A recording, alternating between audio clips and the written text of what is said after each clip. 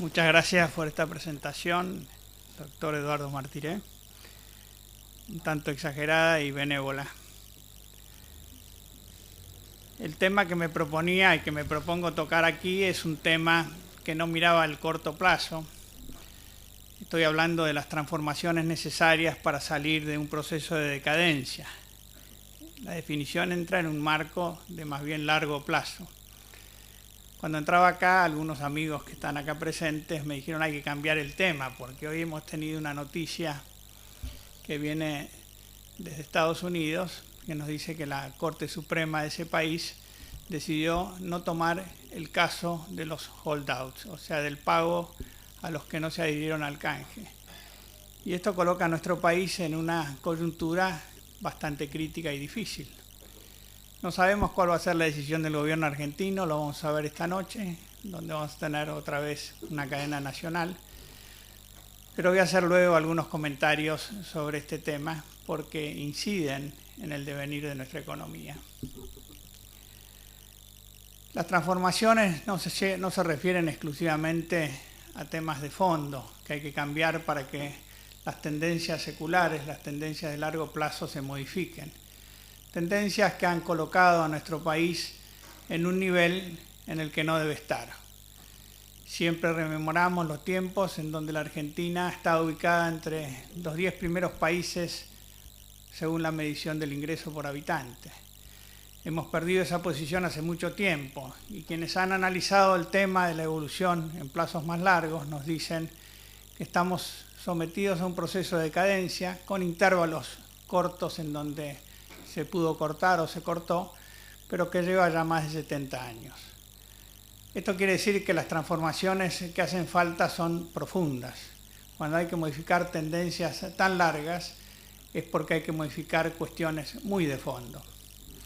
Pero voy a hilvanar estas modificaciones y estas transformaciones con la situación que vive hoy la Argentina, que vive porque ha sufrido este proceso largo, pero particularmente porque se han cometido errores inmensos en los últimos años. Voy a hacer una descripción bastante breve y sucinta de la situación en que estamos, porque quiero dedicar más tiempo a las cosas que hay que hacer. Pero más allá de la decisión de la Corte, hoy estamos ante un proceso inflacionario con estancamiento. Un proceso inflacionario que reconoce un cierto desborde monetario, que a su vez está originado en un desborde fiscal. El gasto público en la Argentina, que oscilaba en niveles del orden de 30% de nuestro Producto Bruto Interno hasta no hace más de 10 años, en estos últimos años comenzó a empinarse, no solo en términos absolutos, sino relativos, como porcentaje del Producto Bruto Interno, pasando de alrededor de esos 30 puntos del producto hoy a 46%. Esto quiere decir que el gasto ha crecido mucho más que la economía, siendo que la economía en estos años ha crecido también. Hay 4 factores por los cuales el gasto ha crecido 16 puntos del producto, y estos 4 factores se dividen la responsabilidad casi por partes iguales.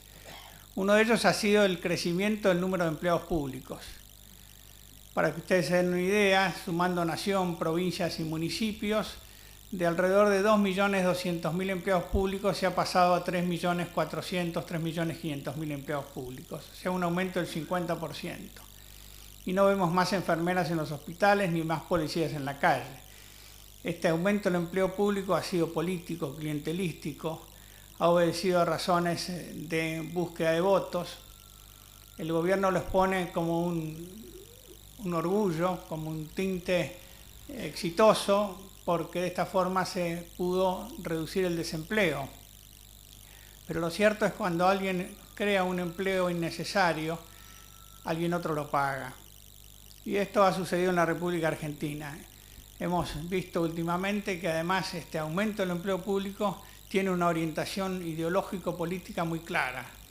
Recibimos noticias de que los muchachos de la Cámpora están invadiendo la Cancillería, están invadiendo otros ministerios, están invadiendo la justicia.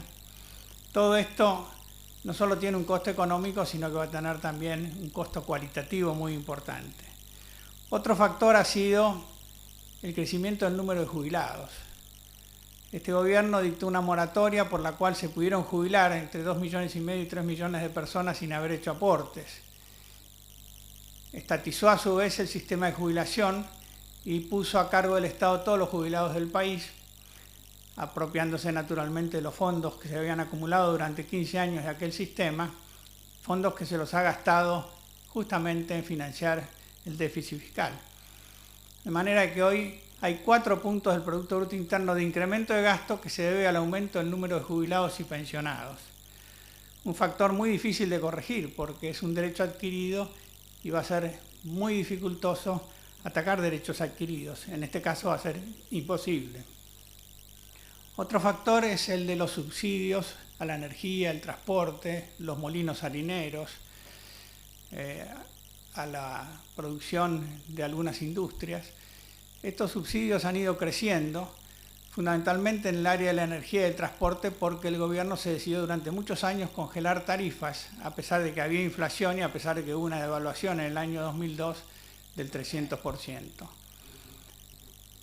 Esta política no se mantuvo estrictamente en estos últimos años, han tratado de reducirlos, pero no han podido, porque la inflación le gana al aumento de las tarifas. Otros 4 puntos del producto están gastados en esto y es un gran desafío para el futuro corregir, pero esta es un área donde puede haber correcciones y debe haberlas. Y un cuarto factor de aumento del gasto ha sido los llamados planes sociales. El país decidió resolver el problema de la pobreza con asistencialismo y ha dedicado alrededor de 11 millones de beneficios a resolver el problema de la pobreza. No lo ha logrado, a pesar de eso, porque estos beneficios han tenido también una orientación clientelística. Los que reciben están obligados a asistir a los actos oficiales, tienen que además participar de su beneficio con los que se lo dan, o con los capitostes que distribuyen estos beneficios. De manera que acá tenemos otro caso de gasto que no ha resuelto el problema que quiere resolver, pero sí golpea sobre los bolsillos. Porque este aumento fenomenal del gasto público lo han tratado de cubrir con más impuestos y en buena medida lo han logrado, no del todo. La presión tributaria, que estaba en el orden de 28 puntos del producto, 27, antes del año 2003, hoy está en 40. Y todos lo sentimos. Lo sentimos a través del impuesto a los bienes personales, el impuesto a las ganancias, alumbrado, barrido y limpieza, porque la presión tributaria viene de todos los niveles de gobierno.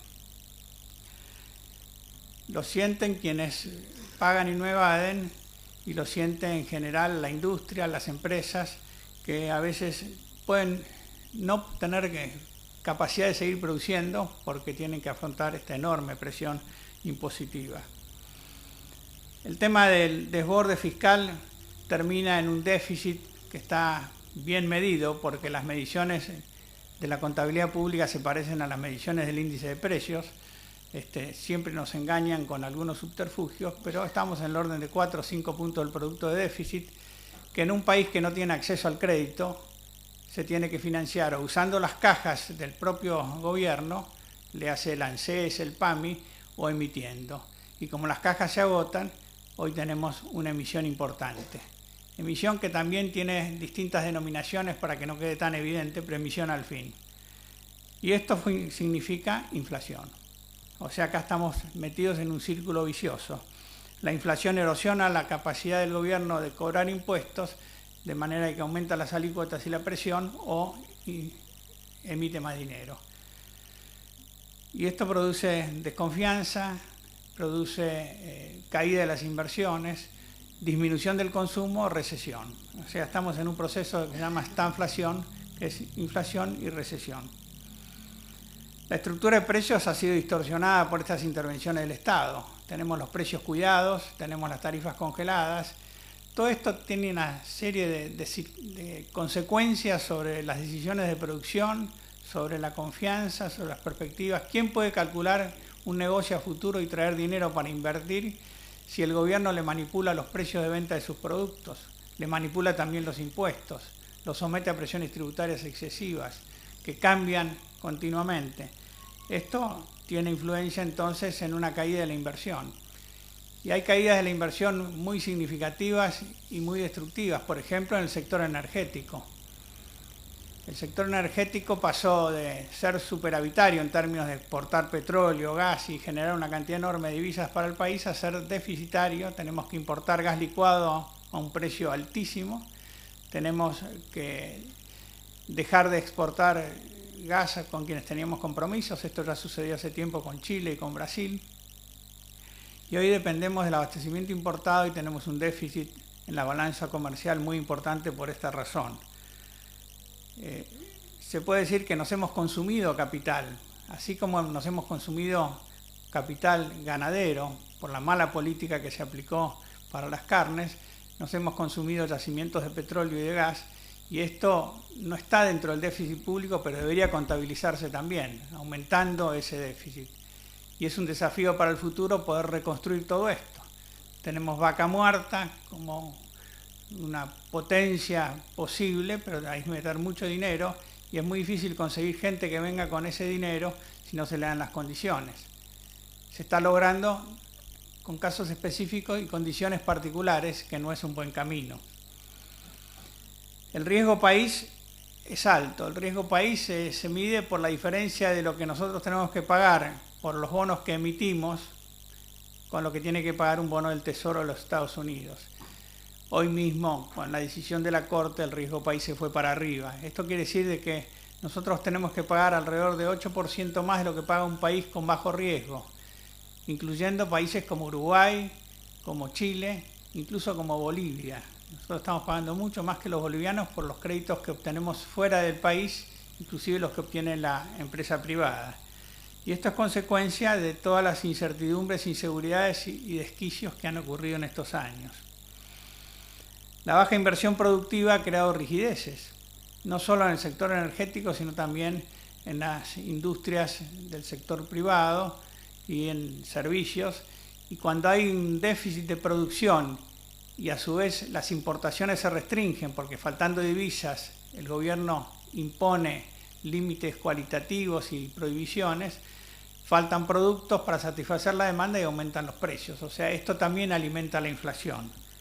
Además alimenta o destruye el bienestar porque hay cosas que no se pueden obtener, incluso hay medicamentos oncológicos que no están en el mercado, hay que traerlos de afuera subrepticiamente porque no se pueden importar.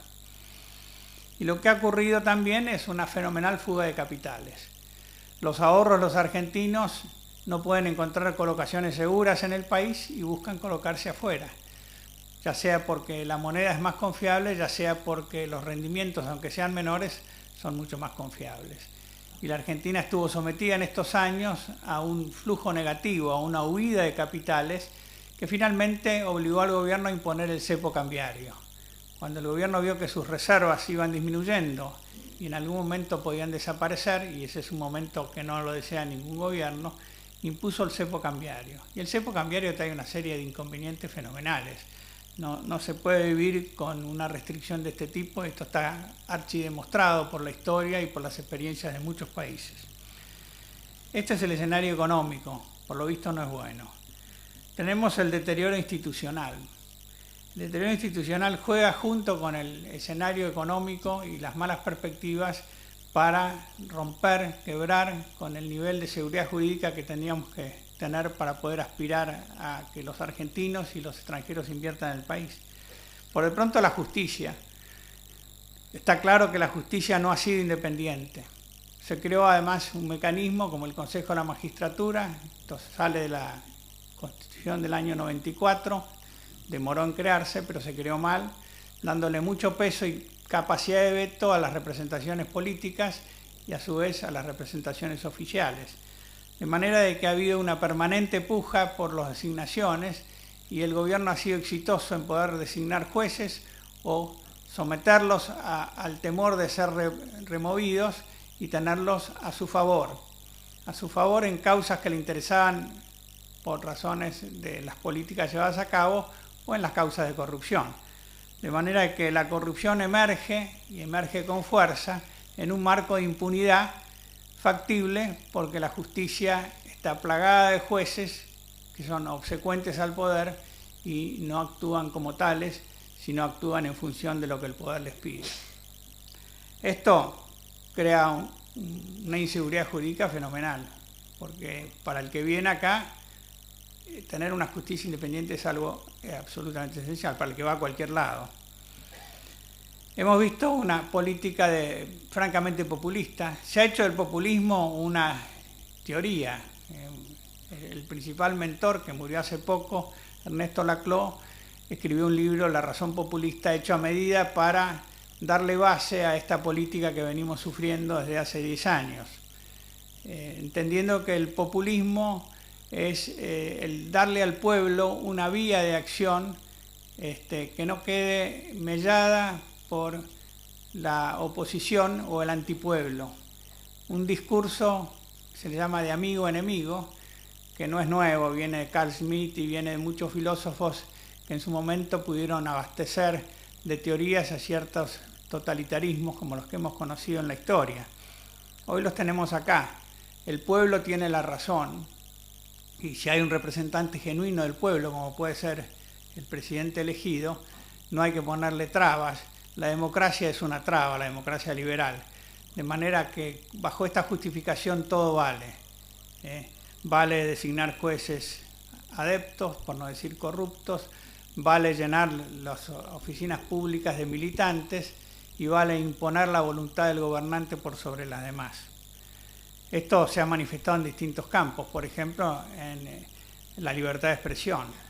Se dicta la ley de medios con una supuesta intención de no tener concentración en ellos, pero se maneja la ley de medios para concentrar los medios en manos del Estado. Hoy tenemos que ver el Mundial de Fútbol y los que estamos en el canal oficial aguantarnos la propaganda oficial en el intervalo. Esos segundos valen miles de pesos y los vemos malgastar en propaganda oficial, y eso lo pagamos todos con nuestro bolsillo. Y es algo que nos juega como un boomerang, sin ninguna duda. No se ha respetado el derecho de propiedad, no se han respetado los contratos de concesión. A través del desborde impositivo se ataca la propiedad. Tenemos inflación y los balances de las empresas no se ajustan por inflación, de manera que el impuesto a las ganancias avanza sobre el capital de las empresas. Teníamos un sistema de jubilaciones por capitalización privada. Ese sistema tenía una cartera de inversiones que incluía muchas empresas privadas que cotizaban en bolsa. Al estatizar el sistema, el gobierno se queda con esas empresas. Ha habido expropiaciones, ha habido intentos de expropiar sin pagar, como fue el caso de Repsol, que si bien después se les pagó, ese intento que tuvo unos 2 años de interregno hasta que se arregló la cuestión con Repsol, creó un clima totalmente adverso en el mundo, porque la Argentina aparecía como un país ladrón. Como bien lo dijo Batlle, el presidente uruguayo, en algún momento. En estos años se han falseado las estadísticas. La mentira pasó a ser una política de Estado. Quien miente en las estadísticas oficiales miente en todo lo demás, y eso lo hemos vivido. Y la mentira le quita al gobierno autoridad moral para cualquier otra cosa. Además, el falseamiento de estadísticas crea una duda y una imposibilidad de fijar contratos sobre la base de estadísticas oficiales. Los ajustes en un proceso inflacionario por índices de precios oficiales dejaron de ser válidos, jugaron en favor de unos u otros, según fuera el caso. La mentira se ha extendido al relato y al relato de la historia. Este gobierno ha creado su propia historia.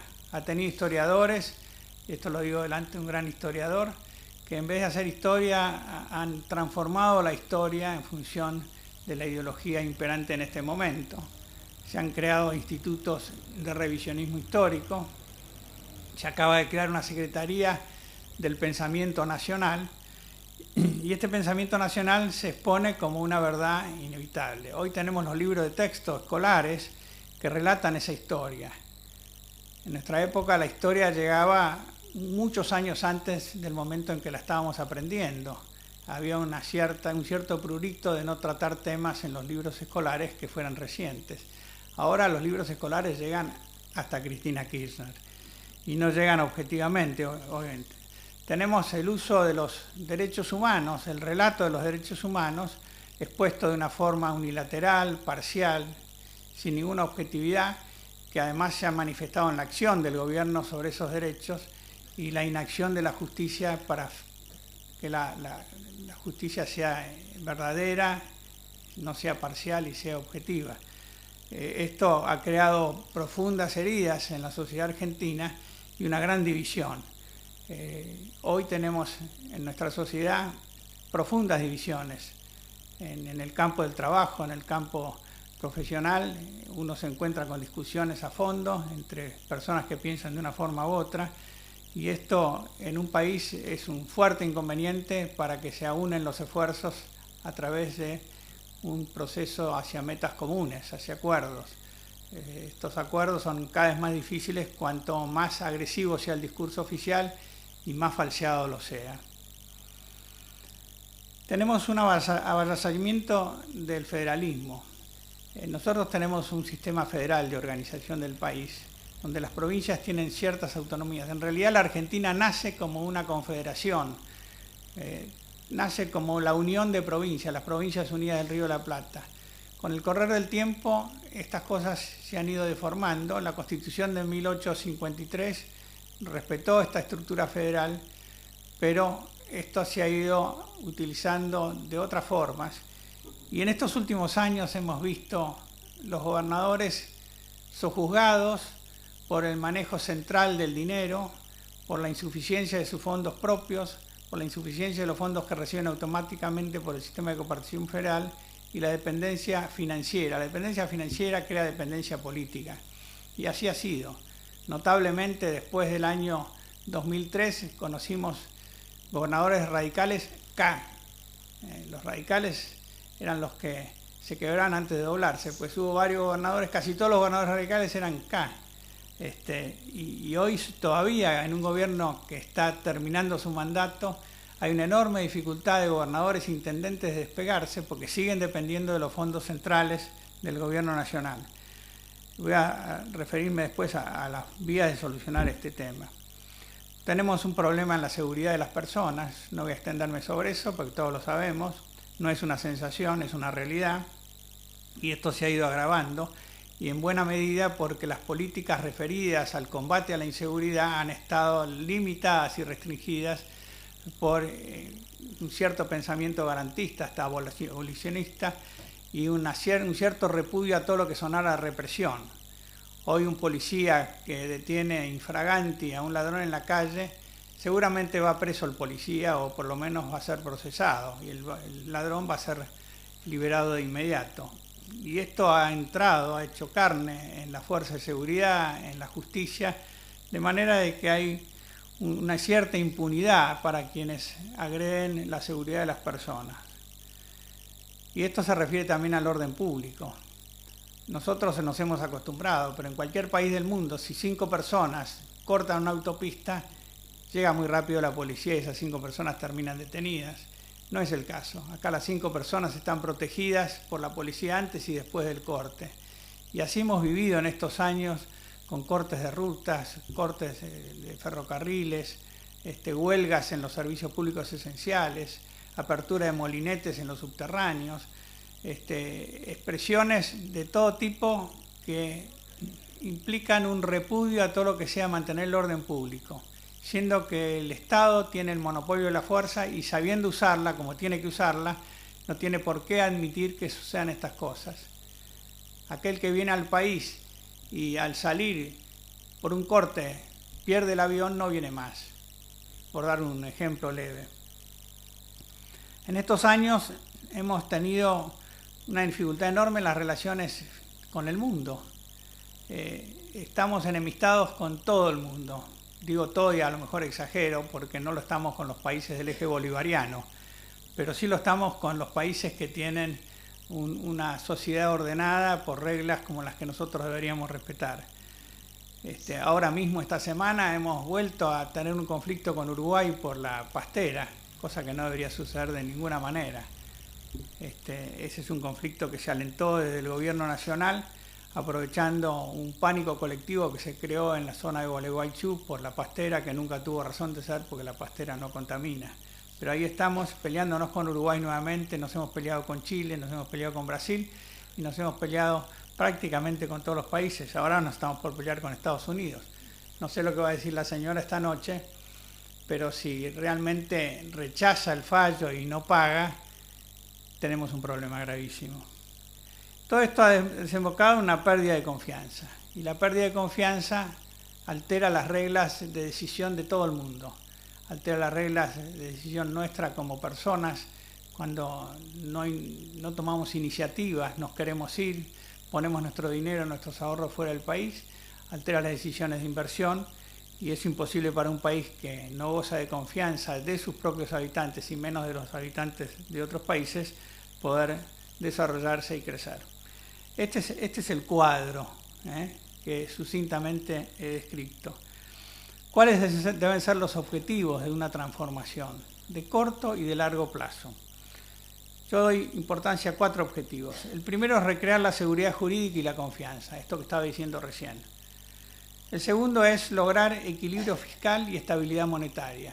Esta es la base de una economía que irradia confianza y permite a todos los habitantes de un país y a los inversores del exterior poner dinero, desarrollar, ejercer sus actividades. Los países que no tienen equilibrio fiscal terminan manoteando y terminan atacando el derecho de propiedad. La Argentina es el país del mundo que más ha defolteado su deuda pública. Para borrar esta historia en la memoria del mundo, tiene que hacer muchos años de buena letra y que le crean. Pero lo cierto es que recurrentemente, cada tantos años, los habitantes de nuestro país, los ciudadanos, los contribuyentes, se ven sometidos a exacciones que afectan su derecho de propiedad porque hay un déficit fiscal imbancable. Esto lo vivimos últimamente en el año 89, en el año 73, 72 y lo estamos viviendo nuevamente ahora. Y un tercer factor sería la eficiencia y la competitividad. Los países que crecen son los países que desarrollan tecnologías, tienen organización, tienen un Estado limitado y tienen una forma eficiente y competitiva de producir. La Argentina no lo tiene. La Argentina tiene una historia de protección, una historia de tener que ayudar a que las industrias se desarrollen a través de subsidios, a través de protecciones especiales, y tiene hoy un estado elefantiásico que quita competitividad a todo el resto. Este sería un tercer objetivo. Y un cuarto objetivo es la pobreza, hacer un cambio social para que este país no esté exponiendo ante nosotros mismos y ante el resto del mundo un 27% de pobreza. No esté poniendo las villas miserias que tenemos a la vista y que se desarrollan día a día, no estés poniendo malas notas en las evaluaciones PISA sobre los alumnos que se educan en la Argentina, no estés poniendo un nivel cultural que termina en un bajo nivel de seguridad personal y termina en excesos como los que diariamente se ven en las canchas de fútbol y en otros lados. Uno tiene envidia cuando mirando televisión ve un partido en cualquier lugar europeo donde no hay vallas alrededor, el pasto no tiene un solo papelito y está bien cortado, y nosotros acá tenemos la exposición de rasgos inculturales muy marcados, y eso es fruto de la falta sistemática de educación en los valores, en los niveles de cultura que deben primar en un país que fue un país de entre los 10 primeros del mundo. Bueno, ¿a dónde vamos ahora? ¿Cuáles son las transformaciones? Bueno, primero tenemos que recrear la seguridad jurídica y la confianza. Digo primero, todo esto van simultáneamente, pero voy a hacer un orden para que la exposición sea comprensible. Acá yo creo que hay varios puntos. El primer punto es la justicia. La justicia tiene que ser independiente y eficiente, y por supuesto que honesta, estos 3 rasgos. Hay que establecer los mecanismos que no sean permeables a los cambios políticos para que con el tiempo el sistema de justicia de nuestro país vaya convergiendo en estas líneas. Fundamental los mecanismos de selección, designación de jueces y de remoción de jueces. Nosotros estamos proponiendo, ahora voy a hacer algunas referencias a trabajos que hemos hecho en la Fundación Libertad y Progreso. Acabamos de hacer un libro con las propuestas para salir de la decadencia, así las denominamos, donde no están todas las que hemos elaborado, pero las más importantes. Yo se lo voy a dejar acá a la biblioteca, Eduardo. Nuestra propuesta en el plano de la justicia ataca fundamentalmente la cuestión del Consejo de la Magistratura. No negamos que este es un mecanismo idóneo, casi todos los países tienen un mecanismo parecido para designar y remover jueces, pero lo fundamental es que este mecanismo refleje por sí mismo lo que se pretende para la justicia, o sea, independencia e idoneidad. Es esencial que las representaciones políticas en el Consejo de la Magistratura sean limitadas o desaparezcan, y que el Consejo esté integrado por juristas o por jueces, por académicos y por abogados o sus representantes, y que estos sean elegidos de forma que no haya influencia de los poderes políticos del momento. Esto permitiría garantizar una forma eficiente de remover jueces corruptos, ineficientes, y de designar jueces que sean calificados como probos y capaces de hacer la justicia que queremos. Este es el tema primordial, esencial. Después está el tema de la organización, la eficiencia y la tecnología en la justicia. Acá estamos muy atrasados. Un ejemplo que se da comúnmente es que se siguen haciendo los expedientes en papel y se cosen, y hay muchos otros. Cuando uno entra a un juzgado se da cuenta, al ver los expedientes acumulados, la imposibilidad de manejar eso y la cantidad de gente que está dando vueltas en ese juzgado. Hay una serie de recomendaciones que nosotros hemos incluido acá, que esto no lo hemos hecho nosotros como economistas o como ingenieros, sino que ha trabajado un equipo de justicia con toda la experiencia que ha tenido y estamos proponiendo medidas de eficiencia. Lo que quiero decir, y no voy a extenderme mucho en este tema, es que hay que hacerlo y hacerlo bien y pronto. Y el gobierno que venga, que no se crea que siendo él el gobierno y habiendo un cambio en la estructura del Parlamento, tenga que sostener nuevamente un sistema en donde la influencia del factor político sea definitiva en la designación de jueces. O sea, acá tenemos que acostumbrarnos a la estabilidad de los jueces, inclusive los de la Corte Suprema de Justicia. No tendríamos que aceptar nunca que cada gobierno busque un argumento para remover jueces de la Corte y de todo lo demás y designar jueces adeptos. Y esto es, me parece, un paso esencial al cual hay que darle muchísima importancia. La justicia es uno de los tres poderes de gobierno. Si no es independiente, proba y eficaz, es muy difícil lograr seguridad jurídica en un país. El derecho de propiedad. Este es un tema que a veces pasa desapercibido. El derecho de propiedad es esencial en el Estado de Derecho. No hay forma de garantizar a nadie que venga a hacer inversiones y que esas inversiones le retribuyan lo que calculó si existe la amenaza de quitarle la propiedad. Que no es solo expropiar, es controlarle precios, es incorporarle impuestos que no estaban previstos anteriormente. Si la propiedad se pierde cuando una empresa quiebra, se pierde de muy distintas maneras. La propiedad es respetar los derechos intelectuales, los derechos de propiedad. Nosotros en ese sentido no tenemos una buena historia, porque siempre encontramos un argumento basado en que nos están explotando, que han desarrollado patentes abusivas. El mundo está organizado de una determinada manera y nosotros no tenemos que pensar de que podemos organizarlo de otra.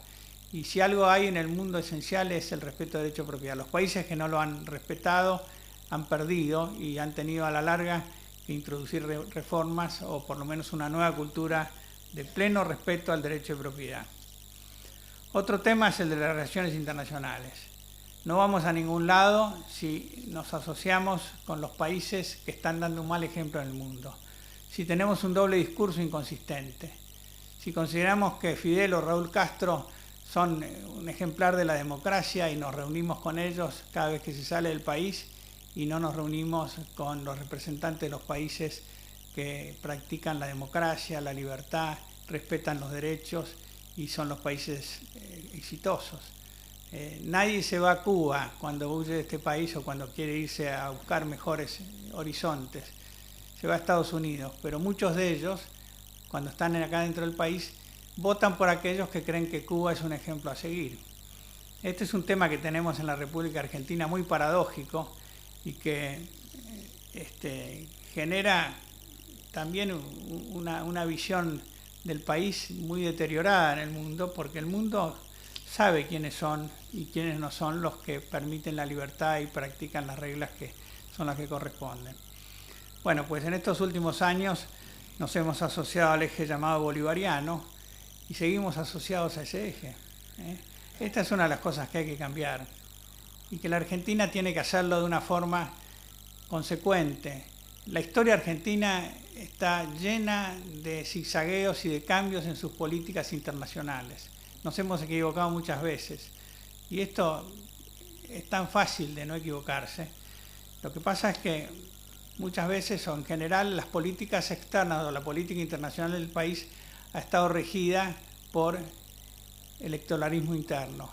Y si nosotros no educamos a nuestra ciudadanía diciéndoles o practicando una transmisión cultural y de conocimientos como corresponde, sino que los libros escolares exaltan lo que no debe ser, va a ser muy difícil que los gobernantes, que naturalmente buscan el voto popular, orienten su política exterior en contradicción con su discurso interior.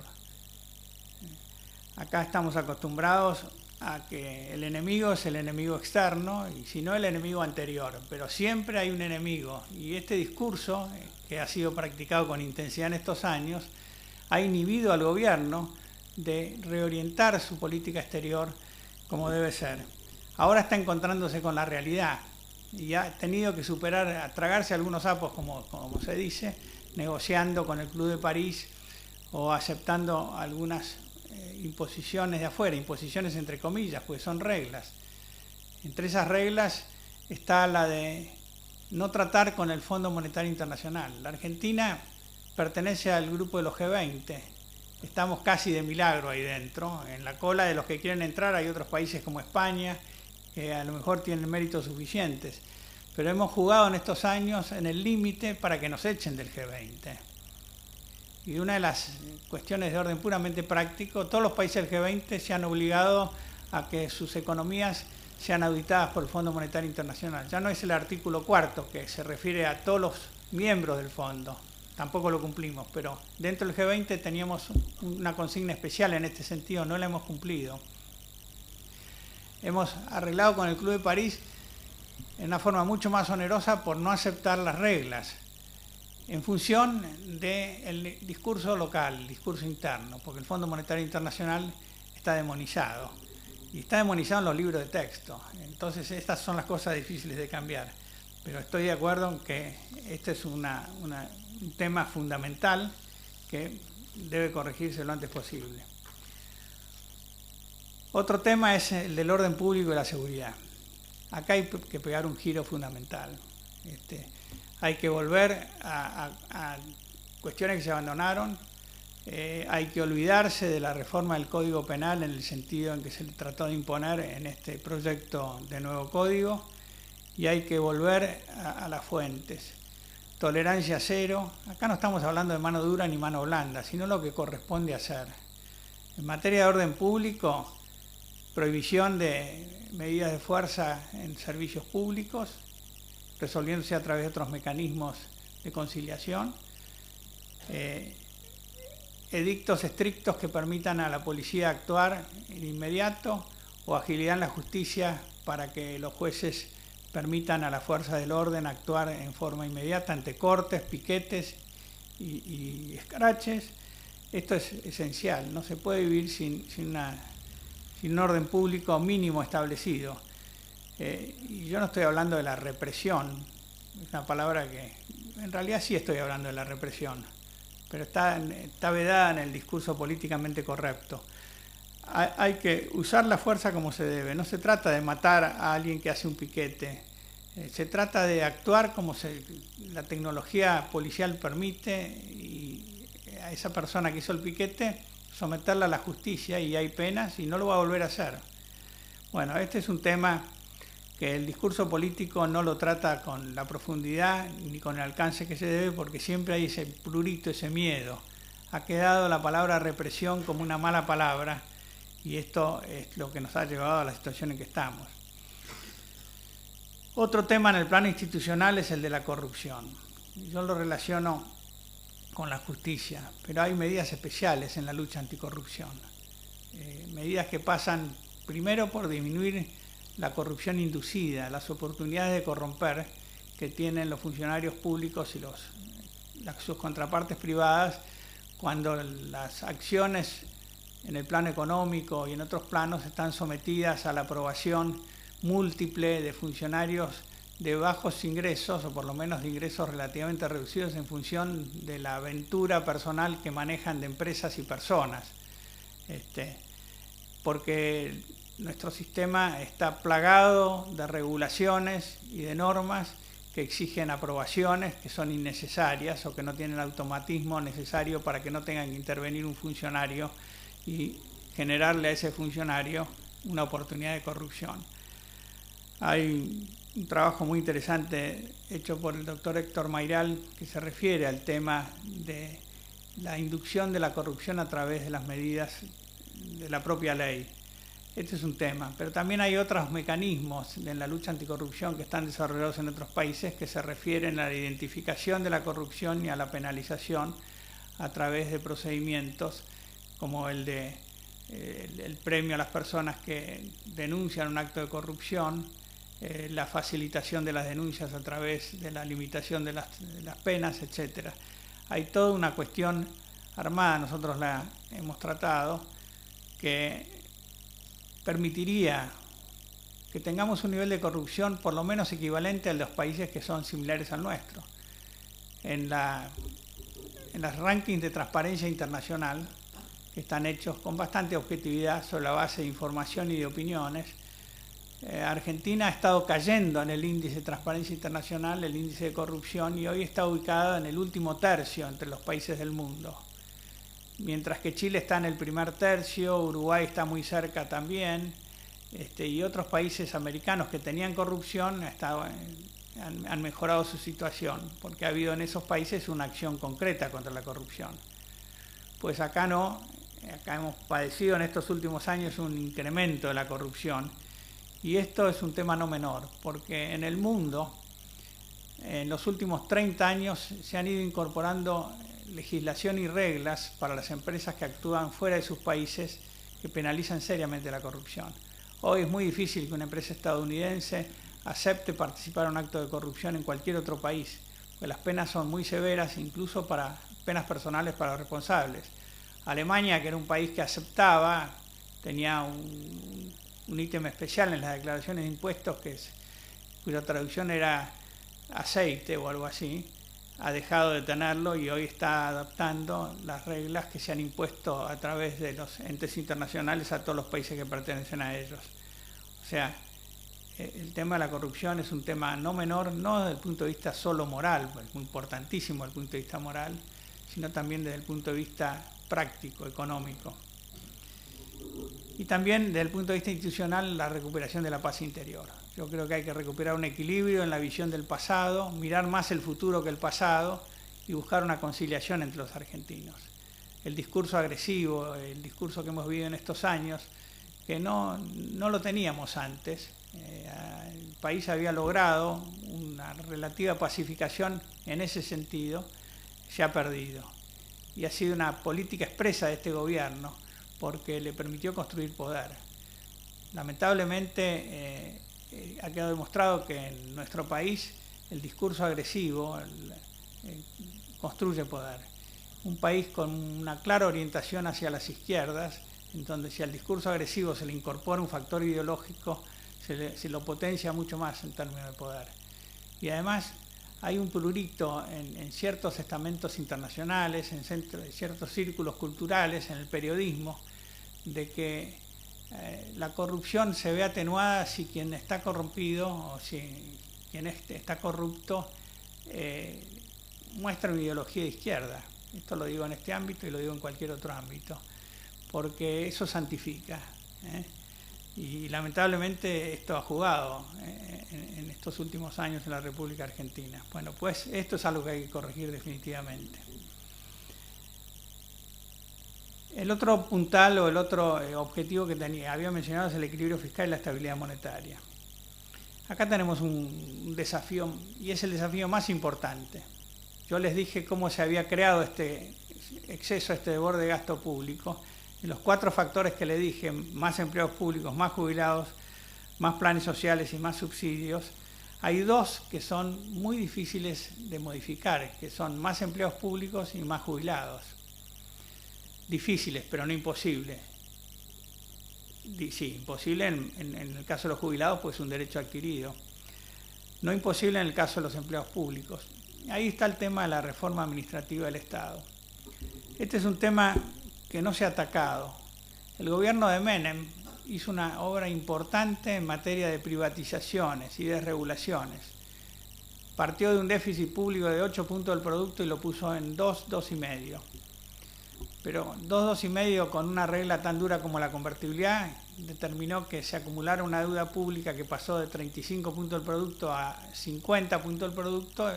Un país con mala memoria en materia de default no pudo seguir, tuvo que entrar en los megacanjes y al final se ahogó. Así terminó la convertibilidad. Y terminó justamente porque no pudo cumplir con la regla de que no tenía que tener déficit, porque el Banco Central solo podía emitir para comprar o vender moneda, pero no para el sector público. Pues bien, ahora estamos en una situación mucho más crítica, pero en ese entonces se propuso una reforma administrativa y el gobierno no la quiso aplicar. Pareció que ya había hecho suficiente, entró en un periodo electoral y la dejó de lado. Hubo un intento de aplicar esa reforma en el año 2001, cuando nuevamente el gobierno se vio próximo al default, entonces había que de alguna manera evitarlo. En ese momento se convocó a Ricardo López Murphy al Ministerio de Economía.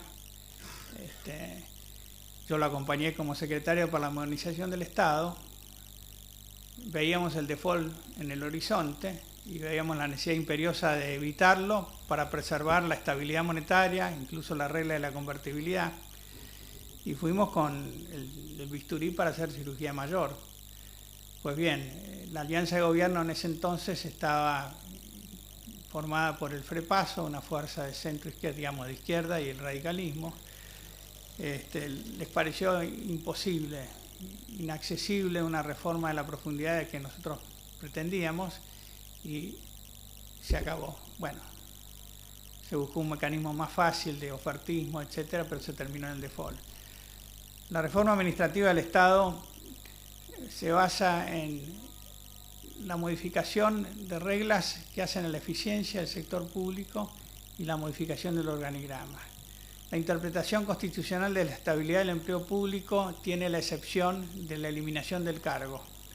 Si se elimina un cargo, se elimina la estabilidad y a través de mecanismos de suavización de esa reforma se puede lograr una reducción sensible del aparato estatal. Sumando las reglas de eficiencia que se refieren a la contabilidad por resultados, a la transparencia, a la informatización, el cambio de las reglas laborales en el sector público, yendo a sistemas de premios por resultados, como lo hizo Estados Unidos, como lo hizo Nueva Zelanda exitosamente. Nueva Zelanda padecía de un déficit público que parecía que no era reducible. En algún momento, allá a partir de los años 80, se decidió hacer una reforma a fondo, lo hizo, y no solo eliminó el déficit público y una deuda pública que crecía, sino que lo transformó en superávit, la deuda pública bajó y le dio a ese país una estabilidad que no se lograba, y lo hizo con reformas de este tipo. Gerentes contratados para todos los cargos que no requirieran una carrera, por ejemplo, que no fueran diplomáticos o de la policía o del ejército o de la justicia, que son cargos que requieren una formación y una carrera. En todo lo demás, contrataciones por tiempo determinado con renovaciones por concurso, con premios en función de resultados y con la generación de un aparato muy parecido a los de una empresa privada. Bueno, esto parece aquí algo de ciencia ficción, atenta contra una cultura del empleo público que no admite la falta de estabilidad. Acá tenemos un mecanismo de capas que se van creando en el tiempo. Cuando llega un nuevo gobierno o un nuevo funcionario político, encuentra que todo lo que tiene abajo no le sirve para nada, porque son funcionarios que prácticamente son ñoquis, como tienen estabilidad han dejado de rendir. Entonces contrata, están los contratados. Cuando ese funcionario se está por ir de su puesto, de su cargo de gobierno, los contratados presionan para entrar en la estructura permanente y siempre lo logran. Entonces se van agregando capas, como las capas geológicas, y es así como se expande. Cuanto más política hay, más contratados, más capas geológicas, cuanto más intención de avance ideológico entre la administración, más rápido es este fenómeno. Es un fenómeno que ha ido creciendo y avanzando, pues yo mencioné cifras proporcionales al Producto Bruto, pero el Producto Bruto crece, de manera que la administración pública es notable lo que ha crecido. Yo pongo el ejemplo de la Presidencia de la Nación. Hasta los años 40, la Presidencia de la Nación tenía 23 empleados, que era el presidente, el vicepresidente, no tenía asesores el presidente, porque el principio era que sus asesores son los ministros, el secretario privado, 2 o 3 empleados y los ordenanzas que le servían el café y 2 o 3 edecanes. Pues bien, esto cambió con el tiempo y cuando nosotros fuimos a hacer la reforma administrativa había alrededor de 12.000 empleados en la Presidencia de la Nación. El esquema que habíamos propuesto nosotros en el año 2001 volvía a 100 empleados. Yo estaba muy expectante de ver la reacción del presidente cuando vieran la estructura que les proponíamos. Y 100 empleados sobraban, aún habiendo la residencia de Olivos y el helicóptero y esas cosas. Pues bien, no se hizo nada de eso, ¿no? Pero todavía es posible hacerlo, y esta es una de las políticas y medidas que nosotros recomendamos, porque además cambia el espíritu, cambia la cultura, y se puede hacer, lo han hecho otros países. Seguramente es más factible que una medida de esta dureza se lleve a cabo si hay una crisis de por medio. Las crisis ablandan, así resultó en el año 89 o resultó en el año 2002. Pero es muy doloroso que uno tenga que buscar espacios a través de una crisis, porque las crisis son también destructivas. Pero no descarto que tengamos por delante una crisis, si no es antes del fin del año que viene, va a serlo después, si es que no se llevan a cabo las medidas que yo estoy acá sugiriendo. No voy a entrar en el detalle de la reforma, ustedes la pueden ver, pero es interesante ver todos los procedimientos y ver lo que se ha hecho en otros países. El otro tema es el del federalismo fiscal. Yo les dije que hay una dependencia de las provincias y los municipios al poder central. Esto es consecuencia de sucesivos cambios. Cuando nace en nuestro país, las provincias recaudaban sus propios impuestos y gastaban con sus propios impuestos. Con el correr del tiempo se fue delegando al gobierno central ciertas recaudaciones, y esto se hace intenso a partir de los años 1930 en adelante. O sea, antes todavía no era así. ¿Y qué es lo que ocurrió? El gobierno nacional tomó a su cargo la recaudación de los impuestos y estableció un mecanismo para darle de vuelta a las provincias lo que había recaudado en sus propios territorios. Al principio fue devolutivo, después se introdujeron mecanismos de redistribución. Las provincias más pobres recibían una parte mayor, etc. Es lo que se llamó el régimen de coparticipación federal de impuestos.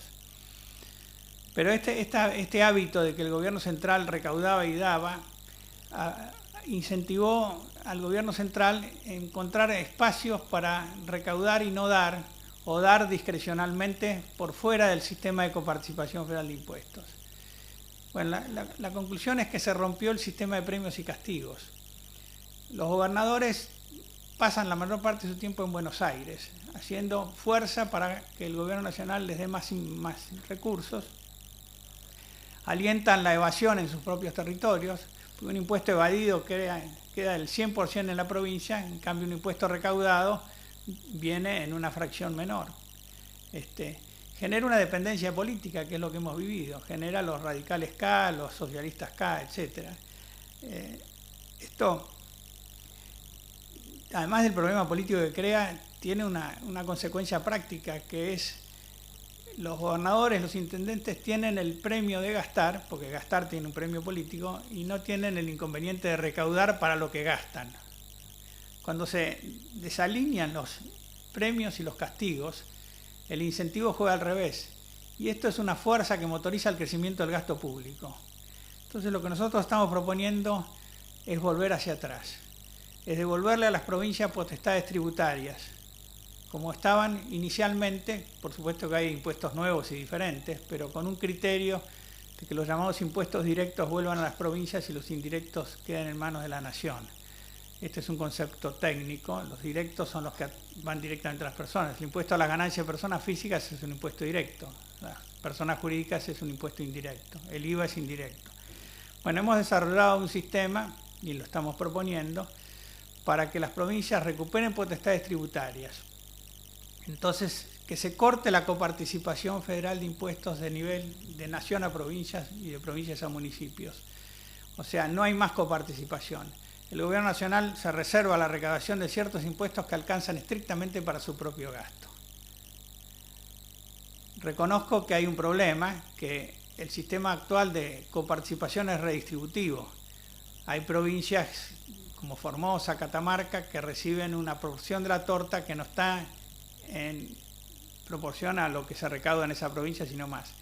Si no hiciéramos un empalme, es políticamente inviable introducir un sistema de esto. Entonces estamos proponiendo un mecanismo de redistribución horizontal entre provincias, pero con esta condición, que reproduzca lo que el actual régimen permite o da a las provincias, pero que a partir de ahí las provincias que quieran gastar más tengan que aumentar sus propios impuestos. Y esto genera el mecanismo alineado de premios y castigos, que es lo más importante. No es tan importante lo que reciben o no reciben, sino que los premios y castigos estén alineados, porque esa es la forma que produce el comportamiento de los funcionarios públicos. Bueno, este es un tema que nos parece fundamental, porque acá dentro de este sistema que tenemos nosotros de coparticipación federal está la semilla del exceso de gasto, una de las semillas. Por supuesto el populismo, el clientelismo es la otra, pero esta es muy importante. Acá se está siempre diciendo que hay que reformar el régimen de cooperación federal, porque en la Constitución del 94 se impuso como un artículo transitorio que en 3 años se dictara un nuevo régimen. Pero nadie está pensando en esto. Todas las provincias están pensando en tener una parte mayor de la torta. No la van a tener nunca, porque es a costa de otras provincias. Entonces, esta propuesta me parece que es lo más interesante e importante y es fundamental en el tema fiscal. El otro tema es la estabilidad monetaria. La condición de fondo para que haya estabilidad es que haya equilibrio fiscal. Nosotros podemos inventar la dolarización o la convertibilidad, pero si no hay equilibrio fiscal, esa moneda va a tener que desaparecer y ser sustituida por una moneda falible. Nos pasó con la convertibilidad. La convertibilidad era una dolarización de hecho, es decir, había tantas reservas en dólares como al tipo de cambio 1 por 1, había pesos en el sistema, de manera que en el extremo, si la gente no le gustaban los pesos, podía cambiarlos y la economía se dolarizaba por completo. No funcionó porque, como les dije, hubo déficit y ese déficit se acumuló en deuda porque el Banco Central no podía emitir para el Tesoro y finalmente hubo default, porque falló la base, que es el equilibrio fiscal. De manera que antes que pensar hay quien dice hay que poner el dólar porque entonces ya tenemos un cinturón de castidad, no se puede gastar más porque no se pueden imprimir dólares. En la Argentina eso no vale. Acá tuvimos la ley de estabilidad de intangibilidad de los depósitos, tuvimos la ley de responsabilidad fiscal y cuando hubo que violarla se violó. Y si ponemos el dólar como moneda, vamos a ingeniarnos para salir del brete y de ese cinturón de castidad. Así que lo que hay que hacer es ir directamente a la castidad. O sea, el equilibrio fiscal sin ninguna duda. Y esto tiene que ser una regla asumida políticamente por quien venga a gobernar, como lo han hecho muchos países. Porque Argentina no tiene forma de financiar su desequilibrio fiscal, por lo menos por un tiempo largo, porque no va a tener crédito en condiciones. Y si muestra desequilibrio fiscal, menos crédito va a tener. De manera de que hay una condición fundamental para la estabilidad, que es esa. Por supuesto que después tenemos que tener un Banco Central independiente, independencia que se ha perdido hace un par de años, 3 o 4 años, cuando se decidió que el Banco Central tenía que ser un eje del desarrollo nacional, respondiendo a lo nacional y popular. Bueno, se eliminó o se cambió el primer artículo de la Carta Orgánica del Banco Central, que decía que la finalidad del Banco Central es preservar la moneda, por otra que hablaba del desarrollo, etcétera. De hecho, se modificaron los topes con los cuales el Banco Central puede asistir al gobierno, y esto es la diarrea que hoy tenemos. O sea, la independencia del Banco Central como vigilante de la estabilidad de la moneda es algo que no está en el discurso y en la cultura que hoy impera en la Argentina. Y no se opusieron muchas fuerzas políticas de oposición, porque no se opusieron a esto y no se opusieron a otras cosas. Lo que yo estoy diciendo no está en el vademecum ni de UNEN, ni del peronismo renovador. Más bien el discurso expuesto por las fuerzas políticas de oposición en un 80% es el discurso tradicional argentino. El discurso políticamente correcto en este país es más estatismo, más regulación, un banco central no autónomo, etcétera, etcétera. Bueno, es un desafío cambiar ese discurso, pero creo que tenemos que darnos cuenta que es necesario hacerlo. Eficiencia y competitividad. Acá hay dos temas básicos. Uno es la reforma laboral y el otro es la apertura económica y la competencia. La reforma laboral es absolutamente necesaria para que haya eficiencia y productividad. En estos últimos 10 años ha habido sucesivas reformas que han ido mellando la capacidad de una empresa de generar productividad en su propio ámbito. Hay que desandar este camino. Y acá hay un ejemplo muy cercano que es el de Chile. Chile hizo una reforma laboral muy profunda que tiene 2 o 3 elementos que son la clave. Uno es que se privilegien los acuerdos realizados a nivel de empresa sobre los realizados a nivel de sector. Nosotros en la Argentina tenemos que las paritarias son las que rigen el nivel de salarios y las condiciones de trabajo. Las paritarias se hacen entre la cúpula sindical de un sector y la cámara empresaria. Abajo de ellos hay 1.000, 2.000 o la cantidad de empresas que uno quiera, todas diferentes entre sí, pero las condiciones son únicas para todas. A ese nivel los acuerdos son de tipo político, mirando la inflación que hay, la fuerza del gremio, la ideología del gobierno, pero no se tienen en cuenta elementos de productividad de cada empresa, posibilidades de cada empresa de dar aumentos o no darlos, de aplicar medidas de eficiencia. En Chile, los acuerdos a nivel de empresa se privilegian sobre los acuerdos a nivel de sector. Y en general, estos son los que rigen, ¿no? Y otra cláusula fundamental es que los conflictos entre empleados y empleadores se resuelven por negociación entre ellos, y si no hay solución van a mediación oficial. Pero el mediador no puede proponer ninguna alternativa intermedia, tiene que decir esta o esta, o sea, optar entre las propuestas de una de las dos partes. Siendo así, las partes no arriesgan y no van a mediación. Entonces los conflictos laborales se resuelven entre ellos mismos. La conflictividad laboral ha bajado drásticamente, la productividad se ha elevado. Chile es un país competitivo, a tal punto que también encaró la otra reforma fundamental, que es la apertura económica. En Chile hay un arancel de importación uniforme y muy bajo, y no hay excepciones. O sea, no hay el lobby de que a mí me protegen más que aquel. Y esto es fundamental, primero para eliminar el lobby y las posibilidades que cada uno tiene de actuar sobre el gobierno para obtener más protección. Y segundo, porque puso al país en competencia con el resto del mundo. Y no solo tiene esto, sino que además Chile ha suscrito acuerdos de libre comercio con 52 países. O sea, prácticamente es un país donde los productos entran sin arancel, sin pagar derechos de importación. Y esto lo ha logrado aún a pesar de que Chile puede haber sufrido lo que se llama la enfermedad holandesa. Chile es productor de cobre de alta eficiencia, podría haber tenido un tipo de cambio muy destruido, muy bajo, porque es eficiente en esto. no ha sucedido esto y Chile tiene una industria eficiente y uno va a un mercado, un supermercado chileno y tiene todos los productos del mundo. Y esto va en beneficio de los trabajadores, de los consumidores, de los empleados, de los profesionales y de todos. Bueno, una propuesta de este tipo, que es la que la Argentina necesita, acá está casi imposibilitada porque el discurso político va en contra de una alternativa de este tipo.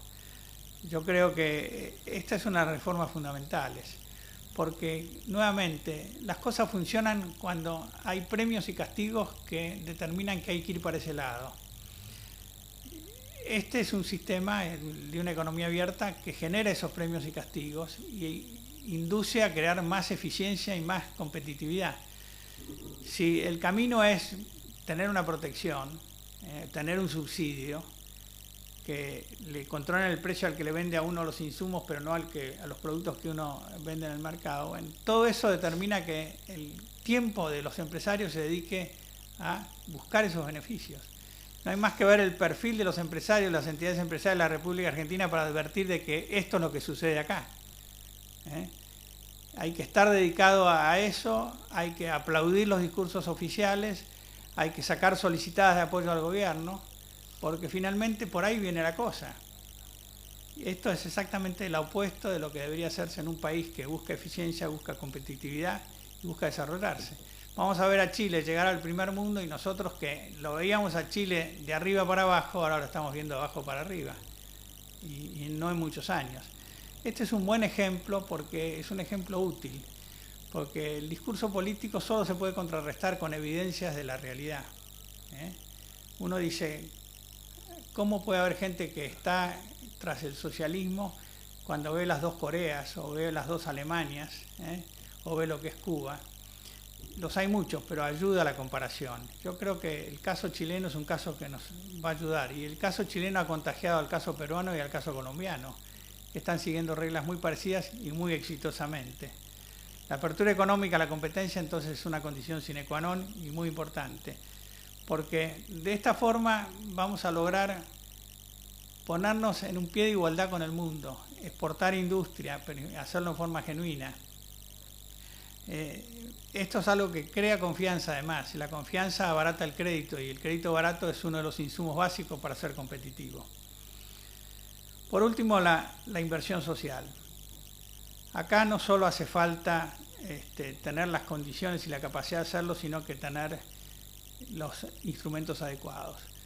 La Argentina se propuso invertir en educación 6 puntos del Producto Bruto y lo logró, pero la educación no es eficiente.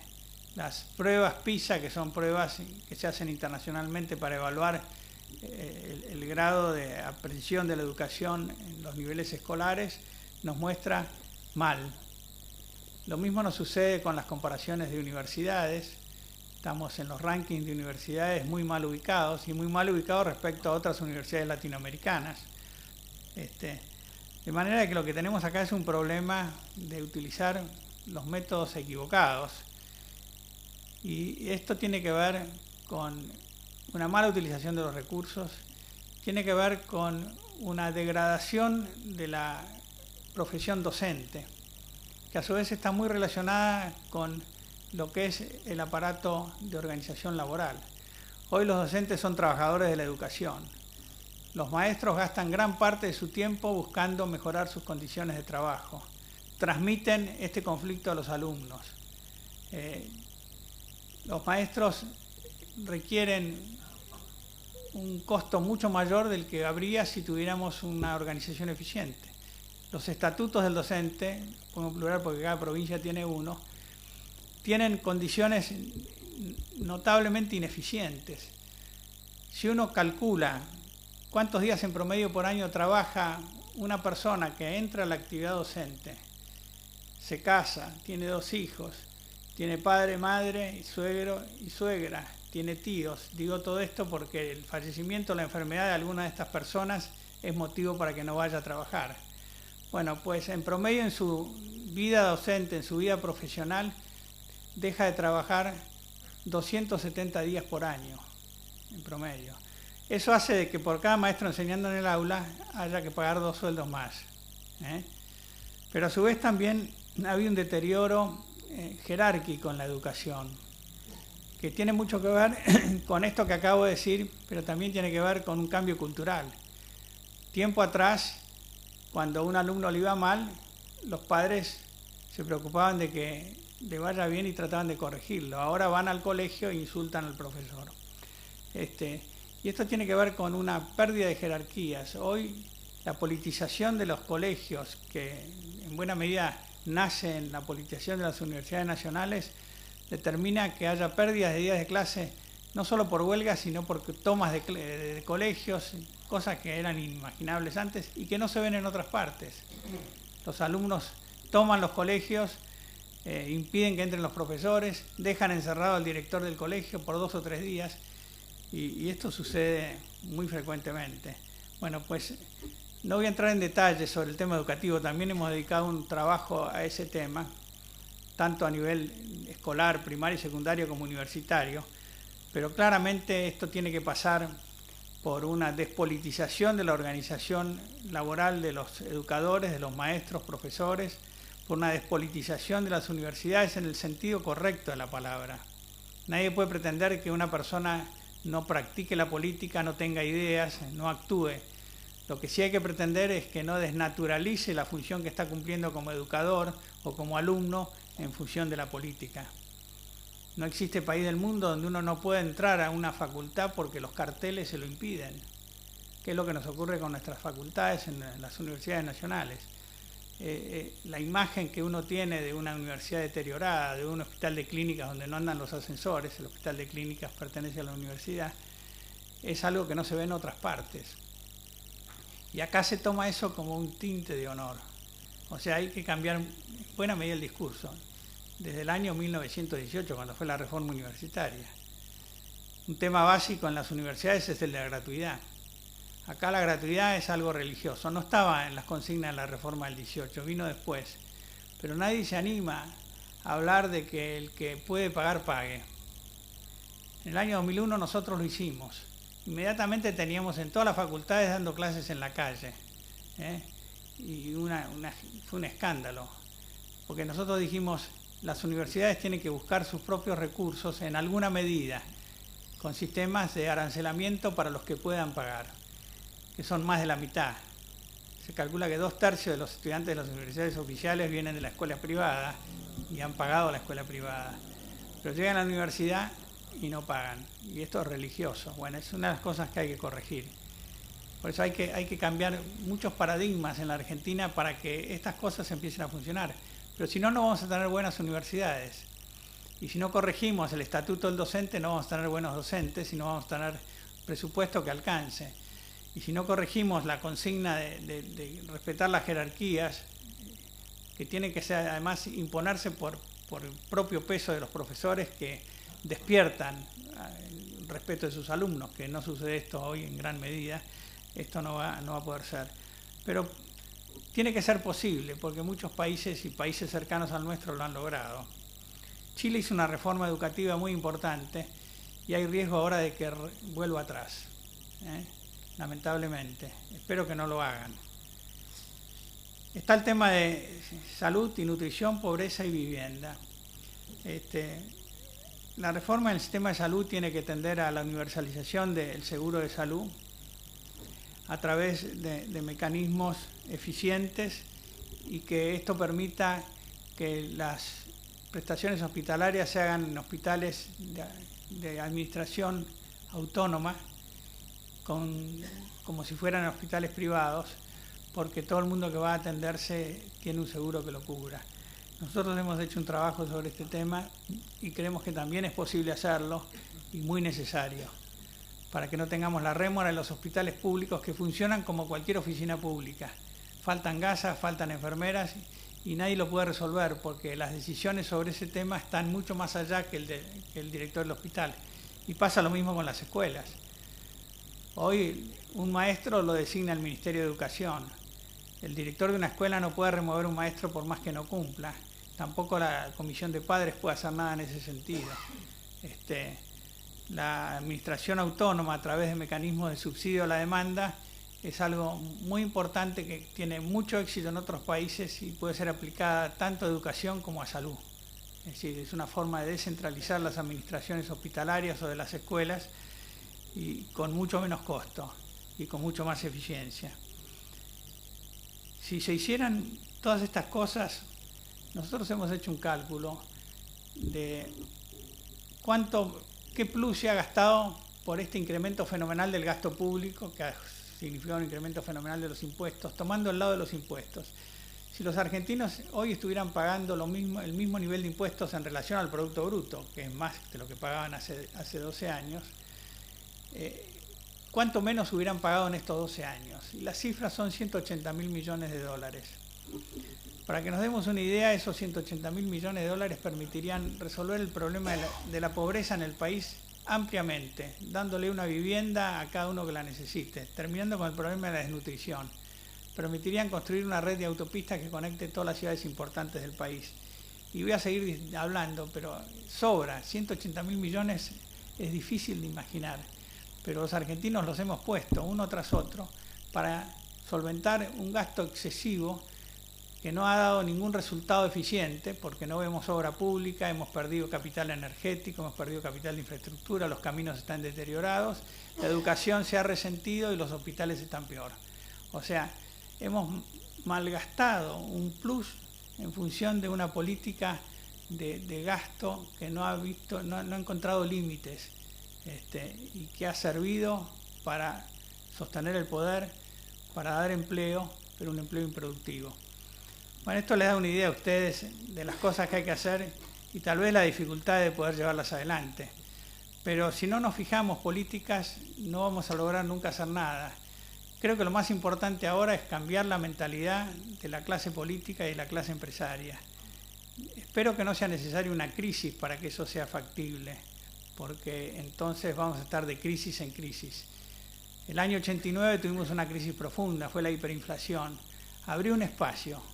Después de la hiperinflación se pudieron votar leyes de emergencia económica, reforma administrativa en muy poco tiempo, con el mismo Parlamento que estaba antes del cambio de gobierno. O sea, hay una esperanza si hay una crisis. Vuelvo a insistir, el ideal sería que esto no suceda y que tengamos la posibilidad los argentinos de cambiar nuestras mentalidades sin que eso sea el resultado de que nos peguen un palo en la cabeza. Muchas gracias.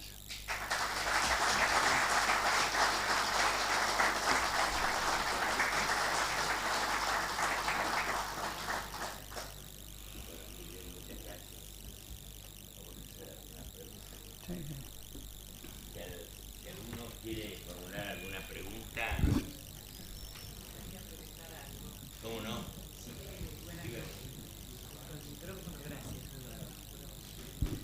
Sí, yo siempre me hago la misma pregunta. ¿Qué pasa con los países vecinos, como el caso de Chile que usted ha mencionado, que han tenido una composición étnica parecida a la nuestra? ¿Qué pasa? Que ellos han tenido democracia ya desde tiempo. Acá los emigrados se iban a Chile o se iban a Uruguay en época de Rosas, donde tenían garantías. ¿Cuál es el motivo de que nosotros estemos como estamos?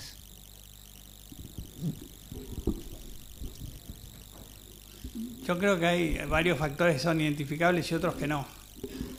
Chile tocó fondo con un gobierno socialista que prácticamente destruyó la iniciativa privada, puso al país en condiciones de default, de inflación, etc.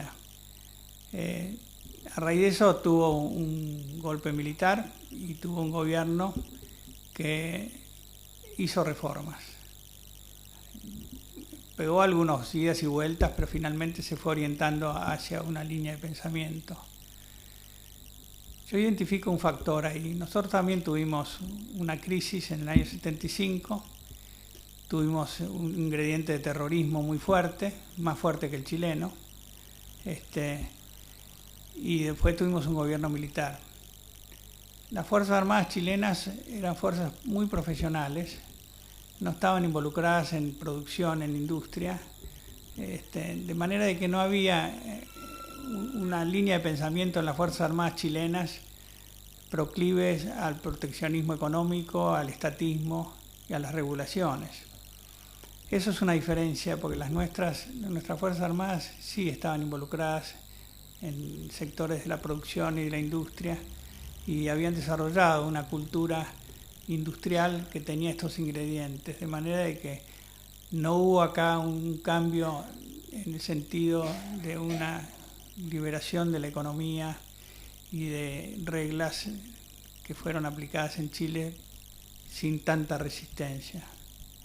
Esto es un tema muy complicado de exponer, pero yo veo ese factor como un factor diferencial. Y hay más homogeneidad en Chile, hay más cultura cívica, pero no hay más cultura general. O sea, lo de Chile me parece una experiencia interesante que hay que profundizarla más. Yo mencioné un factor que creo que incidió, debe haber muchos otros. Allá.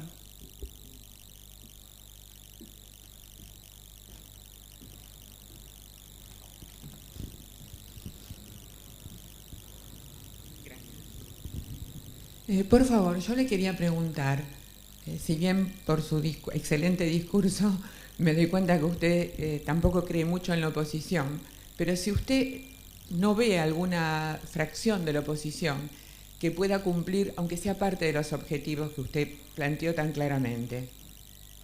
Sí, hay una parte de la oposición que puede cumplirlos. No me gusta hacer partidismo acá, pero yo creo que no hace falta que se lo diga. Hay una fracción de la oposición que no necesariamente es de un partido. Dentro de otros partidos hay líneas de pensamiento también más claramente orientadas a una política de competencia y de libertad. Pero yo creo que hay que ganar un espacio mayor en esta línea de pensamiento, y lo que creo es que se lo ganaría con una crisis, pero lo que también digo es que no me gustaría que fuera de esa manera. Pero hay. Bueno, señores, la última pregunta, porque ya es 1 hora y media que lo tenemos al doctor acá. Eso es un reto para mí, discúlpenme. Una pequeña concepto sobre qué consecuencias puede traer la resolución de la Corte de Estados Unidos. Bueno, vamos a verlo esta noche. Yo creo que la decisión del gobierno tiene que ser atenerse a lo que decidió la Corte y pagar. Se dice que puede contar con unos días porque puede apelar nuevamente a la Corte. Esta apelación tiene un fin obvio, que es que la Corte ya decidió que no toma el caso y va a insistir en eso. Y el juez Griesa dio en algún momento oportunidad para que, después de su fallo y del fallo en la Cámara, o sea, de la segunda instancia, invitó al gobierno argentino a que negocie la forma de pago, no el no pago, sino la forma de pago. Así que también hay un pequeño margen de negociación ahí seguramente. Pero ahora hay que pagar 1.330 millones de dólares. Hay reservas para pagar. Por supuesto que esto genera la incertidumbre del resto de los holdouts, que no todos han litigado, y los que están litigando no han llegado a la instancia que llegaron estos dos primeros fondos. O sea, hay un tiempo por delante, pero eso es alrededor de entre 12, 15 y 16 mil millones de dólares más. Este fallo no se extiende contra lo que muchos dicen o creen, a los que sí aceptaron el canje. Porque hay un artículo en el acuerdo de canje que dice que si Argentina ofrece mejores condiciones a los que no se adhirieron, tiene que extender esas mejores condiciones al resto, pero dice claramente que tiene que ser ofrecidas voluntariamente por el gobierno argentino, y esto no es así. Esto es el cumplimiento de una sentencia. Ese artículo vence a fin de este año, en diciembre de este año. Es irrelevante que venza o que no venza, porque el gobierno argentino no ha hecho esta oferta voluntariamente. Así que lo que tiene por delante es 1.330 millones de dólares ahora, que probablemente los tenga que pagar el 30 de junio junto con los 500 millones de dólares que tiene que pagar por el discount, y la amenaza de tener que pagar otros 15.000 millones de dólares en 1 o 2 años. Ahí sí viene la parte brava, por eso que esto el mercado lo ha tomado con mucha prevención. Hoy el riesgo país subió, las acciones argentinas cayeron. Vamos a ver en los próximos días, pero sobre todo vamos a ver qué dice esta noche. A lo mejor ya está hablando, a lo mejor ya habló la señora. Si dice que no va a pagar, como estaba diciendo ayer en Bolivia, en Santa Cruz de la Sierra, en realidad no dijo eso, pero se refirió a los holdouts muy malamente. Si tomara una posición de ese estilo, entonces estamos en problemas, porque estaríamos en default. El default tiene muchas consecuencias, como todos ya sabemos. Yo creo que no va a ser así, espero que no sea así, que diga que bueno, va a atenerse a las reglas internacionales y va a pagar y va a tratar de hacer el mayor esfuerzo para sacar lo mejor posible con los que vienen. Bueno, señores, entonces, muchas gracias.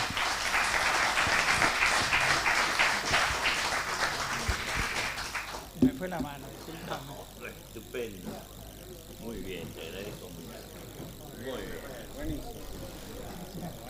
muy Panorama, pero